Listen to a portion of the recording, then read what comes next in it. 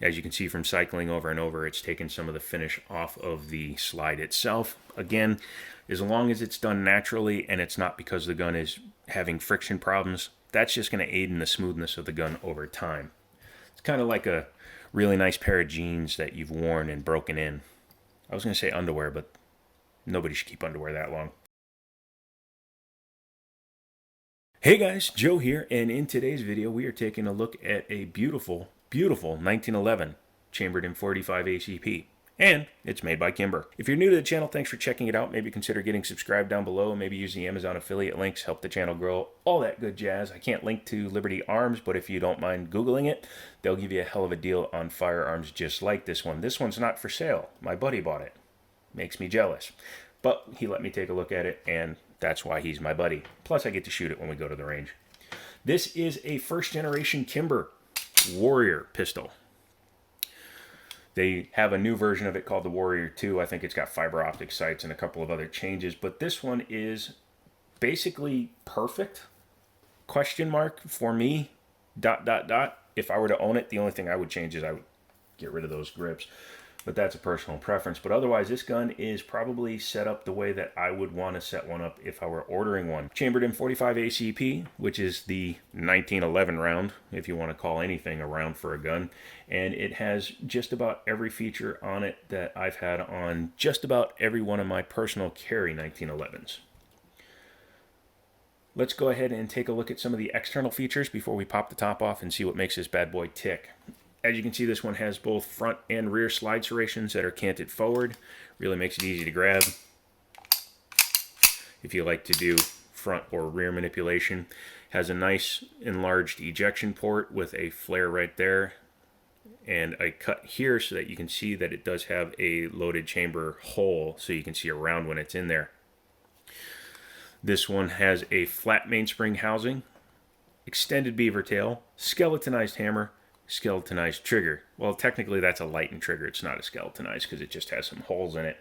Has ambidextrous safeties, left and right side, that are extremely definite. You can easily hear when that's engaged. You'll also notice that the ambi side, this side, is a little bit narrower. It looks like it's been shaved down a little bit. But if not, that's still pretty cool because it makes it easier for my left-handed thumb to work it without it getting in the way of my finger when it's in the other hand. So I'm assuming the owner of this was a righty. Has a 1913 style pick rail on it, so you can put your lights, lasers, and all that good stuff on there, as well as it has Kimber's night sights with a white dot around the front night sight. Really easy picture to pick up. I really like that. If I were to have one as a carry piece, that would be the sight setup I would probably go with. These are a plastic grip. Might even be real wood, but they feel like plastic to me. These are an optional grip that Kimber sells now. This wasn't original to the gun. If it was my gun, I would put my Hogue grips on there and be done with it.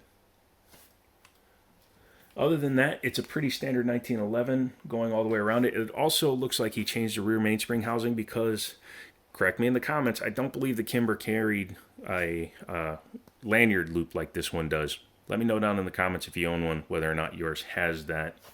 Now, Kimber has a reputation of manufacturing a very nice pistol. They are very well put together. They usually run beautifully. This one hasn't been cleaned. It's not that dirty, but it has been cleaned, but still, listen to this slide.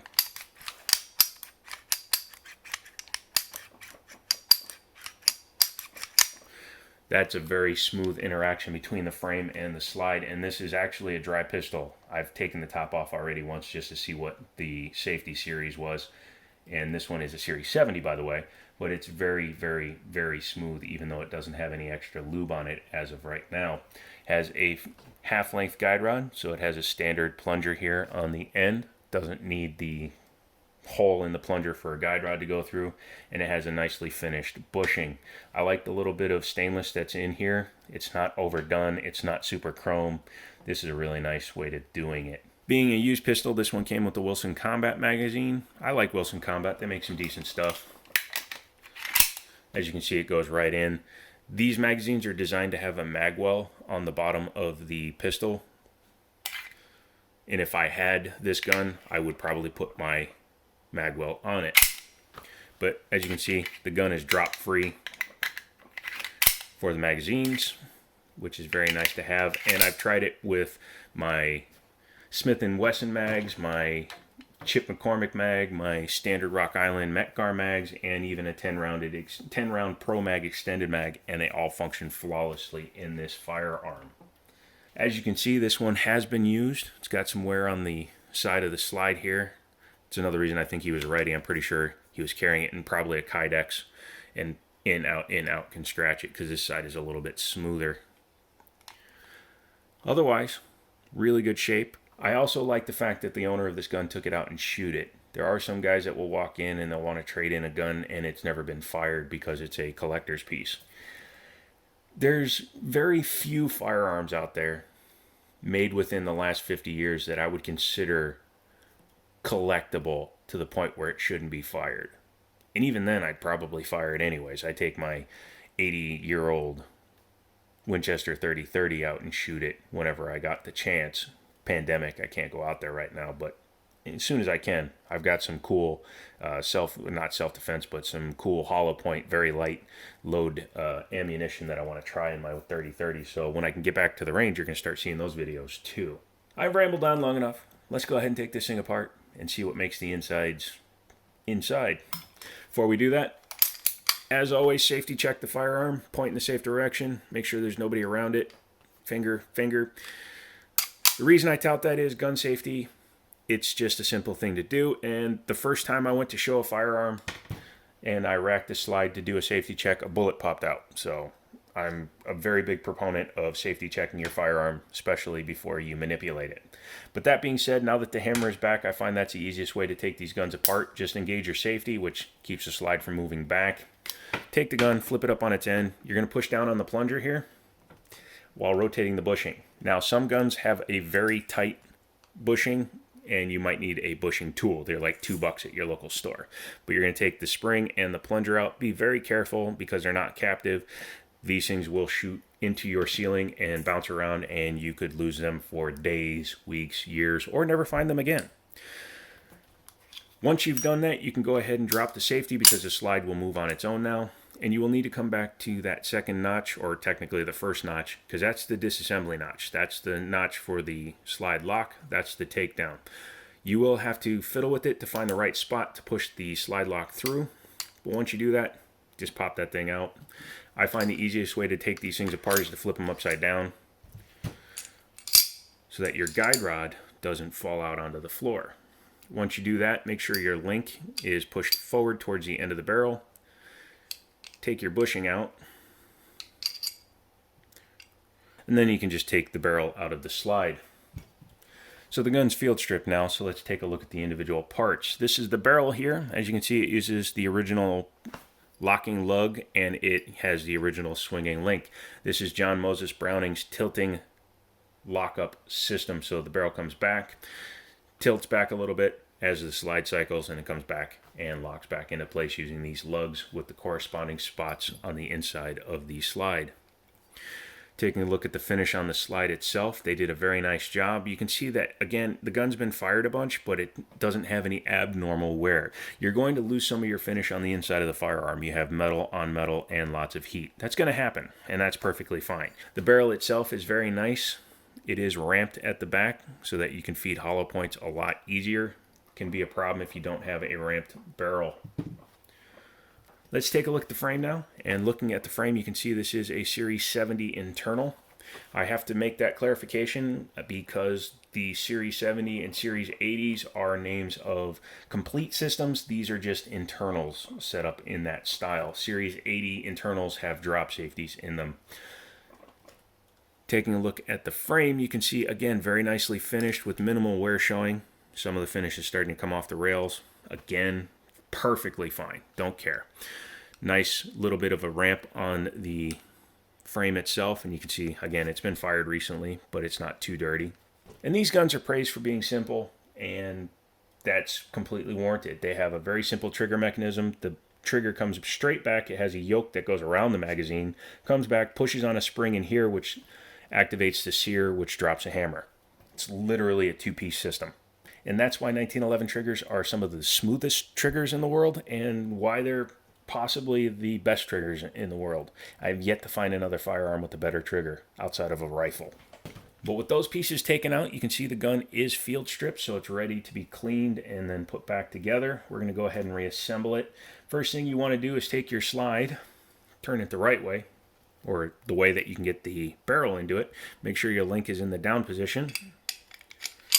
Slide it in, you'll see that it will lock up against the lugs in the top of the slide, and that's what you want. You don't want it to be able to move around on you. So I'm going to take the bushing and I'm actually going to install it now just because it helps keep the barrel aligned.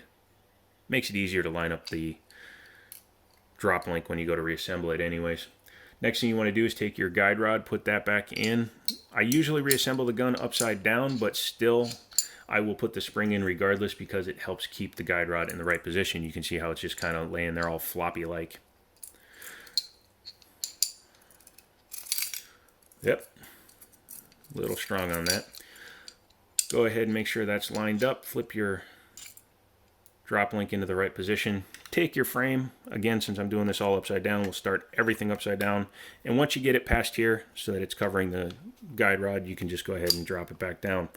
Next thing you need to do is through that hole, you need to line up with the drop link so that you can get your slide lock back into place. Typically, I will start the slide lock by just putting it in this way, getting it lined up with the barrel, and then letting it just sit in the trigger guard. You don't want to just swing it up there. You can actually see that it's been done a few times, so it has the idiot mark.